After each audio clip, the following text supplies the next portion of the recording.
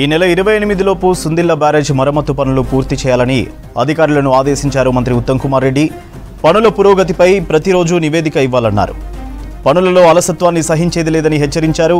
Sundilla barrage పనులు పరిశీలించారు మంత్రి. పనులు స్పీడప్ చేయాలని చెప్పారు. ఈ నెల 28 లోపు సుందిల్ల బ్యారేజ్ మరమ్మతు పనులు పూర్తి చేయాలని అధికారులను ఆదేశించారు మంత్రి ఉత్తమ్ కుమార్ రెడ్డి. పనుల పురోగతిపై ప్రతిరోజు నివేదిక ఇవ్వాలన్నారు. పనులలో అలసత్వాన్ని సహించేది లేదని హెచ్చరించారు. సుందిల్ల బ్యారేజ్ పనులు పరిశీలించారు మంత్రి.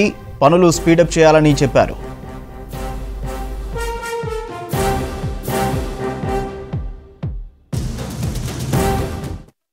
ప్రభుత్వం నిర్వాహకం వల్ల మేడిగడ్డ బ్యారేజ్ కుంగిపోయిన విషయం మీ అందరికీ తెలుసు.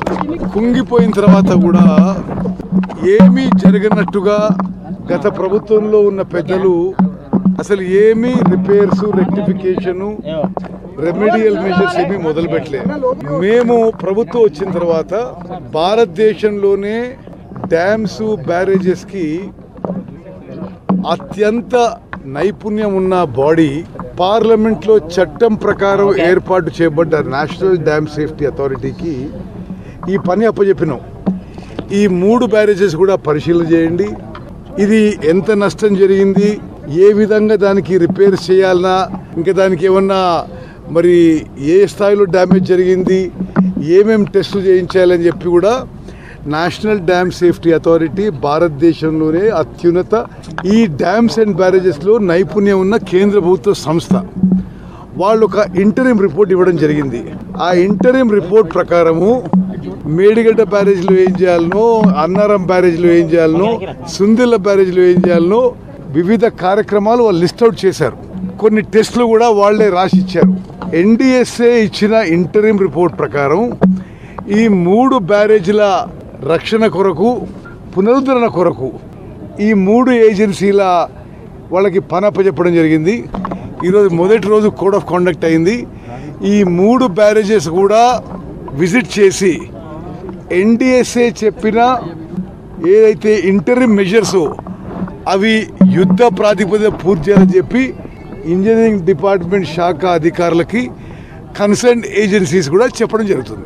పనులు పూర్తి చేయాలని చెప్పి ఇప్పుడు నవయుగ ఏజెన్సీకి మేము ఆదేశాలు ఇవ్వడం జరిగింది.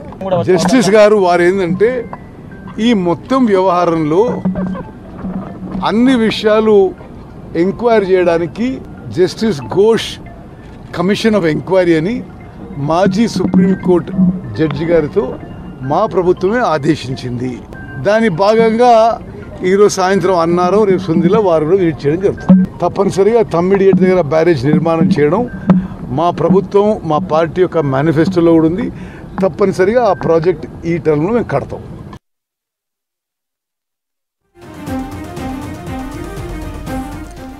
సుందిల్ల బ్యారేజ్ పర్యటనలో ఉన్నారు మంత్రి Uttam Kumar Reddy.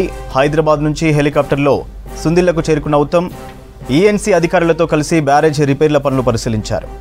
National dam safety authority సూచనల మేరకు వీలైనంత త్వరగా బ్యారేజీల రిపేర్లు పూర్తి చేయాలని ప్రభుత్వం నిర్ణయించింది.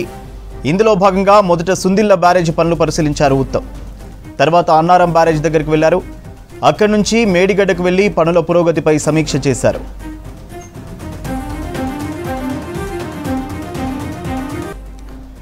సుందిల్ల బ్యారేజ్ పర్యటనలో ఉన్నారు మంత్రి ఉత్తమ్ కుమార్ రెడ్డి.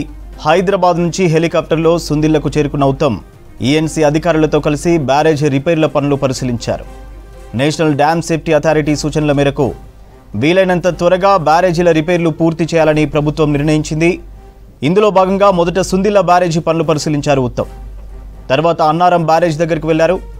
అక్కడి నుంచి మేడిగడ్డకు వెళ్లి పనుల పురోగతిపై సమీక్ష చేశారు.